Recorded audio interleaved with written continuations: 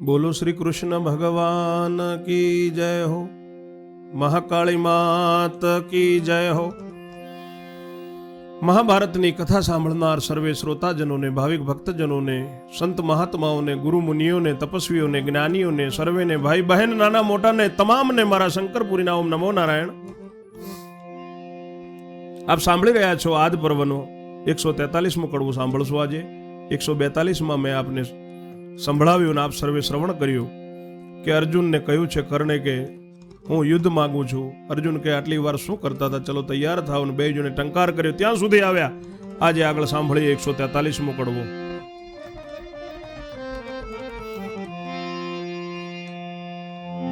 વૈષમ પાય એણી પેર બોલ્યા, સુણ જન મેં જયરાય, વિસ્તારી તુજને સંભળાવું, યુદ્ધ તણો મહિમાય રે। કરણે પહેલો હાથ ઉપાડ્યો, બાણ ફેંક્યું ખરે રંગ રે, તેવે અર્જુને સામું મારીને કીધું કર્ણનું ભંગ રે। તવ કરણે નાગપાસ માર્યું ને નાગ ત્યાં બાંધવા જાય રે, અર્જુને ગરુડાસ્ત્ર માર્યું તે નાગને વીણી ખાય રે। તવ કરણે પવનાસ્ત્ર માર્યું, ચાલ્યું પર્વતનું પૂર રે, અર્જુનજી વજ્રાસ્ત્ર મારીને પર્વત કર્યા ચકચૂર રે।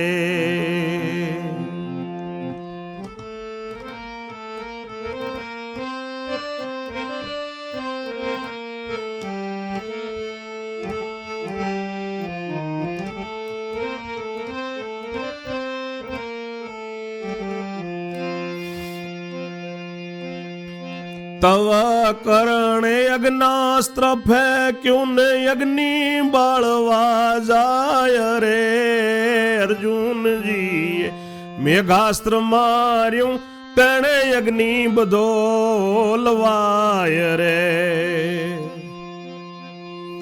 પછી કરણે બાણ એક માર્યું, છેક નિશાની આપી રે, અર્જુનજીના રથ તણી ધજા ઝડપ નાખી કાપી રે।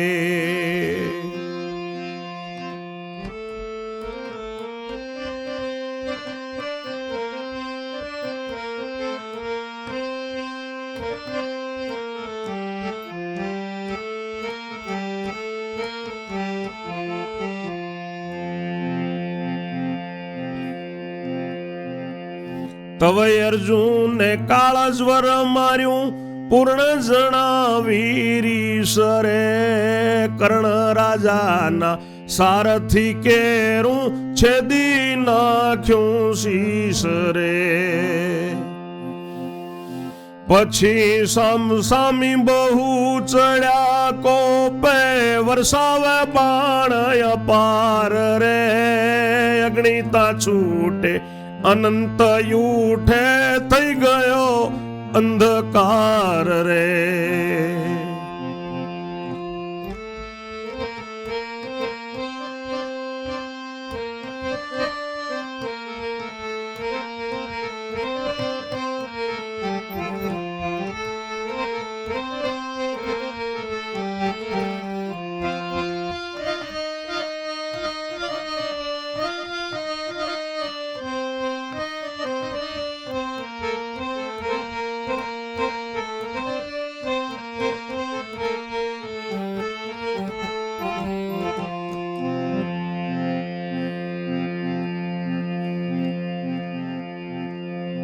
કર્ણરાય એક બાણ મારે ને 7 સહસ્ત્ર થાય રે, અર્જુનજીનું પણ એક બાણ જાતા કર્ણ જેટલા થાય રે।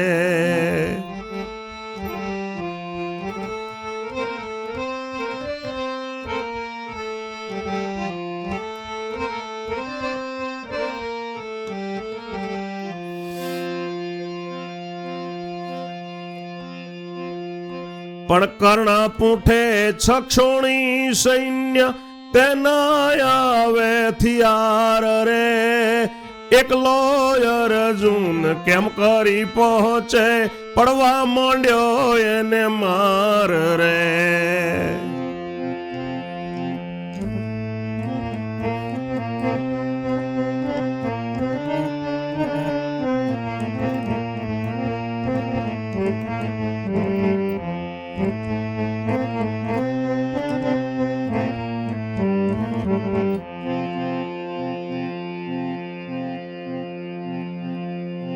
એવા માન્યાળ ને સામે મોઢે ધર્મ ભીમ જક કરે રે, યુધિષ્ઠિર કહે છોડ સર્વને મુજકુળ લાજી મરે રે.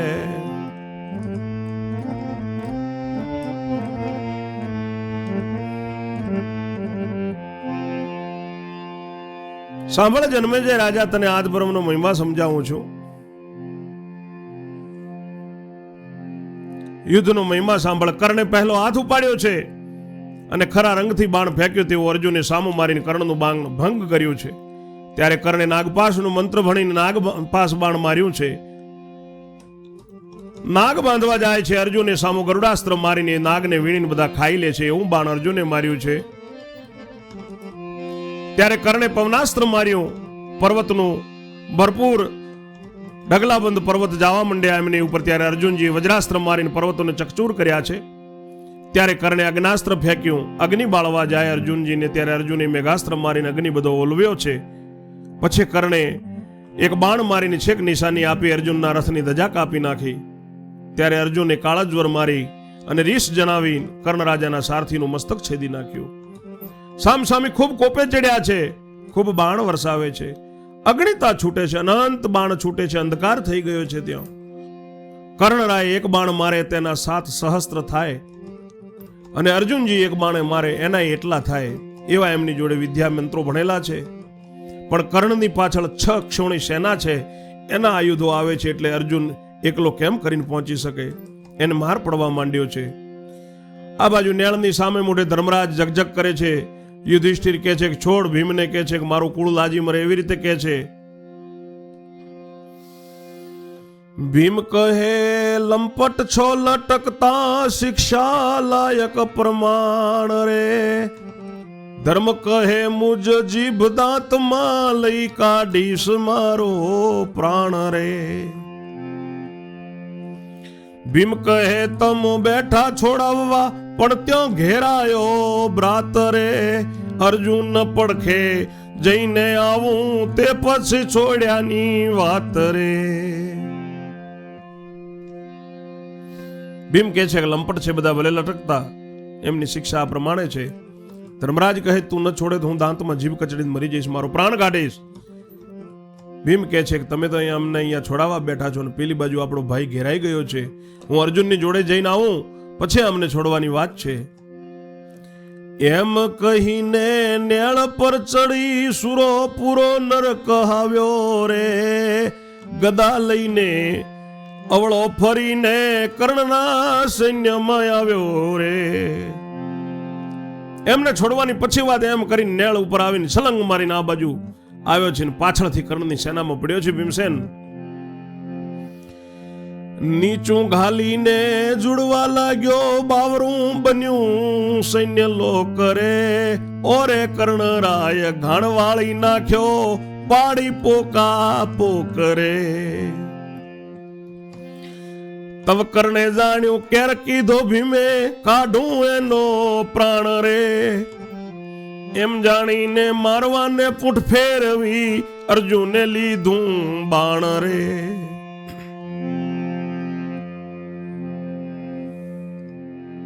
ભીમ નીચું ઘાલીને જોડવા માંડ્યો છે. સૈન્ય આખું બાવરું બની ગયું છે, નાસવા માંડ્યું છે આમ ને તેમ. સૈન્યના લોકો કહે છે કર્ણરાય ઘાણ વાળી નાખ્યો, પોકા પોક પડી ગઈ. ત્યારે કર્ણે જાણ્યું કે ભીમે કેર કર્યો, એનો પ્રાણ કાઢું. એમ જાણીને ભીમને મારવા માટે કર્ણ પાછળ ફર્યો અને આ બાજુ અર્જુને બાણ લીધું છે. એમ જાણ્યું કે મારા ભાઈને મારશે. અર્જુન શું બાણ ચડાવીને કરે છે, એમ જાણ્યું કે મારા ભાઈને મારશે, તેથી નાગનો મંત્ર સાધ્યો રે. ભીમને મારતા પહેલા કર્ણને ત્યાં અવળે હાથે બાંધ્યો રે. કર્ણ બંધાયો કે સૈન્ય ગભરાયું, તે નાસી ગયું ચોપાસ રે. ભીમે બાંધેલા કર્ણને ઝાલીને કીધો માર મારી ત્રાસ રે. અર્જુનને કહ્યું નેળ બહાર નીકળો, તવરથ ચાલતો કીધો રે. બાંધેલા ને સાથે લીધો, પગ ઢસડતો કીધો રે.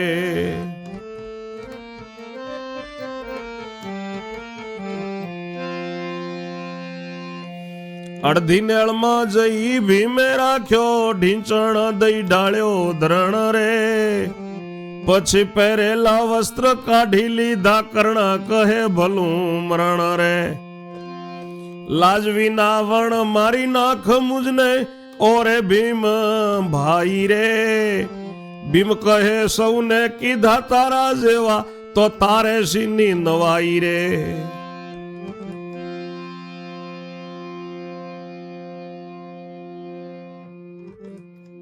અર્જુને નાગનો મંત્ર મારી અને ભીમને મારતા પહેલા ત્યાં કર્ણને અવળે હાથે બાંધી દીધો છે. કર્ણ બંધાયો એટલે બધું સૈન્ય ગભરાયું છે. આ બાજુથી આ બાજુ નાસી ગયું છે. ભીમે બાંધેલા કર્ણને પકડી અને ખૂબ માર માર્યો છે. અર્જુનને કહ્યું કે નેળ બાર નીકળો. ત્યારે બધાએ રથ ચાલતો કર્યો, બાંધેલાને સાથે લીધો છે, પગ ઢસડતો એને કર્યો છે. અડધી નેળમાં લઈ જઈને ભીમે ઢીંચણથી નીચે ડાળીને એના પહેરેલા વસ્ત્રો કાઢી લીધા. કર્ણ કહે છે કે આના કરતા ભલું મને મારી નાખ ભીમભાઈ, લાજ વગર મને મારી નાખ. ભીમ કહે છે કે સૌને કીધા, તારા જેવા બધાને કર્યા છે, તને એકલા નથી કર્યો, તારી શું નવાઈ છે.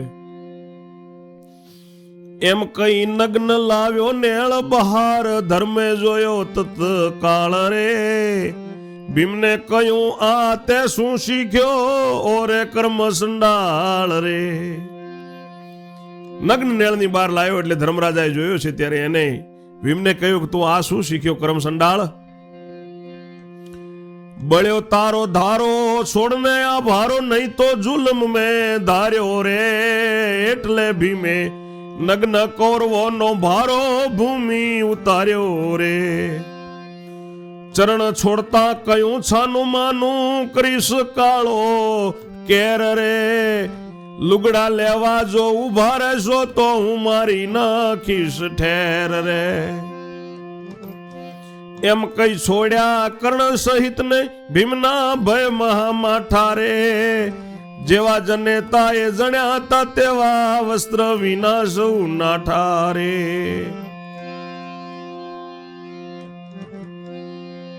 ભીમને કહે છે ધર્મરાજ કે તારો બળ્યો ધારો, છોડા ભારો, નહીં તો જુલમ મેં ધારેલો છે, હું દાંતમાં જીભ કચડીને મરી જઈશ.